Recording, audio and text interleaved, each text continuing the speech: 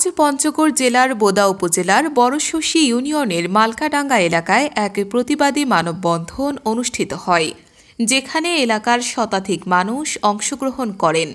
তারা অভিযোগ করেন, মোখলেছার রহমান নামের এক ব্যক্তি নিজেকে সাংবাদিক পরিচয় দিয়ে এলাকায় বিভিন্ন অনিয়ম, চাঁদাবাজি, জমি দখল সহ নানা ধরনের কর্মকাণ্ডে জড়িত।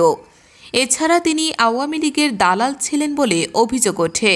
এ সময় এলাকাবাসী প্রশাসনের কাছে অনুরোধ করেছেন যেন বিষয়টি গুরুত্ব সহকারে নিয়ে প্রয়োজনীয় ব্যবস্থা গ্রহণ করা হয়। আমাদের এলাকায় যেখানেই কোনো মাদক ব্যবসায়ীর খোঁজ সে পেত, তার কাছে সে মাসোয়ারা খাইত। তার কাছে সে মাসোয়ারা খেয়ে সেই মাদক ব্যবসায়ীকে অভয় দিত মাদক ব্যবসা করার ব্যাপারে।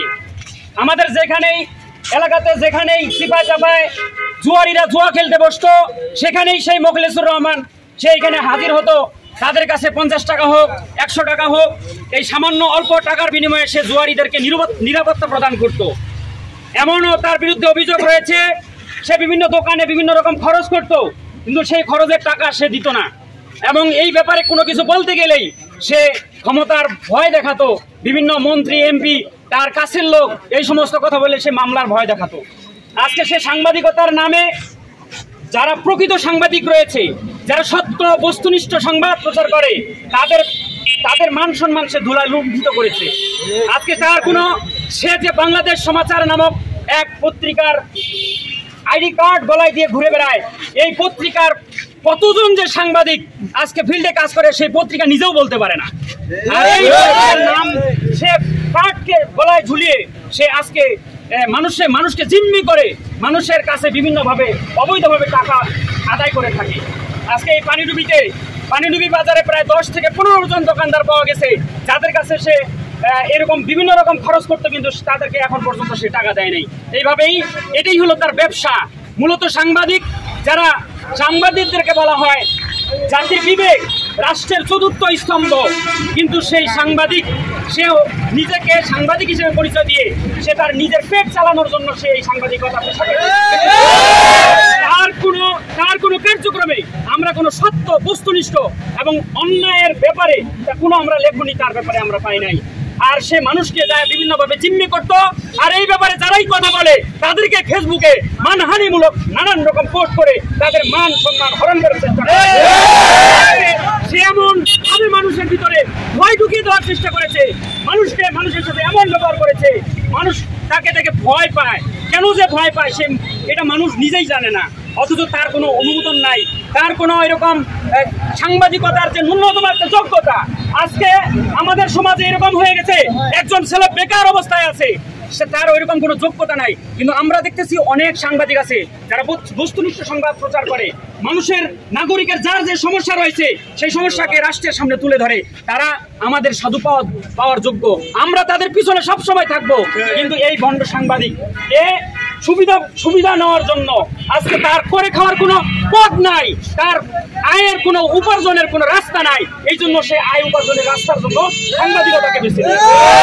আমরা চাই প্রশাসন সহ আপনারা যারা সাংবাদিক ভাইয়েরা আমাদের সামনে আজকে উপস্থিত হয়েছেন, আপনাদের প্রতি আমাদের আহ্বান থাকবে, এই সমস্ত ভণ্ড, ভুয়া, প্রতারক, বাটপার সাংবাদিকের ব্যাপারে আপনারাও একটা কার্যকর পদক্ষেপ গ্রহণ করবেন। নতুবা সে যদি তার কার্যক্রম এরকম চালাতে থাকে, তাহলে এরকমও হতে পারে যে যারা প্রকৃত সাংবাদিক, বস্তুনিষ্ঠ সংবাদ যারা প্রচার করে, তাদের উপরেও মানুষ মব সৃষ্টি করতে পারে। এজন্য আমি বিশেষভাবে আহ্বান করব এলাকাবাসীর পক্ষ থেকে, আজকে সে সুপারির বাগানে সুপারি বিক্রি করেছে পাইকারের কাছে, সেই সুপারি বিক্রি করে সমস্ত টাকা বুঝিয়ে নেওয়ার পরেও সে এরকম গাছ থেকে চুরি করে সুপারি বিক্রি করে। এই কথা বলার কারণে আজকে এই সুপারির ব্যবসায়ীরা এরকম মামলার সম্মুখীন হয়ে গেছে। আজকে যারা হালাল টাকার ব্যবসা করছে তাদের উপর মামলার খরচ চাপিয়ে দেওয়া হয়েছে। আমরা চাই যা প্রশাসনের দৃষ্টি আকর্ষণ করছি এবং সাংবাদিক ভাইয়েরাও দৃষ্টি আকর্ষণ করছি, সে সাংবাদিকতার নামে সে সাংবাদিকের কার্ড ঝুলিয়ে যেভাবে মানুষকে জিম্মি করে, মানুষের কাছ থেকে অবৈধভাবে টাকা নিয়ে থাকে, মানুষকে জিম্মি করে, যেখানেই কোনো একটা ঘটনা ঘটে সেখানেই সে আগে উপস্থিত হয়ে তাদের কাছে অবৈধভাবে টাকা নেওয়ার চেষ্টা করে। যদি কেউ টাকা দিয়ে দেয় তখন সে ওই ব্যাপারে আর কোনো কথা বলে না, আর তার কোনো অফিসে নাই। যতদূর আমরা জেনেছি বিভিন্ন প্রেস ক্লাবে এবং বিভিন্ন সাংবাদিক ভাইদের কাছে যতটুকু আমরা জেনেছি, আসলে তার অফিসের কোনো নিবন্ধন নাই, তার কোনো কিছু নাই, সে শুধু পিছে পিছে ঘুরে বেড়ায়।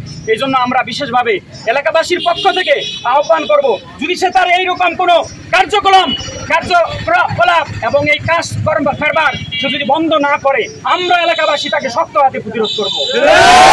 এই জন্য আমি সকলের কাছে অনুরোধ জানাই, আহ্বান জানাই যে এই সাংবাদিকতার নামে যেই হোক না কেন, তা সে যেন মানুষকে জিম্মি করে কোনো অনৈতিক কাজ, কোনো বাটপারি, কোনো প্রতারকি এবং দোকানে বাকি খেয়ে সেই টাকা না দেওয়া, এরকম কাজ যেন কেউ করতে না পারে। এই আহ্বান বলেই আমি আমার কথা এখানে শেষ করছি। আপনার নাম কি ভাই? আমার নাম মোহাম্মদ মিজানুর রহমান। এলাকায় বসে?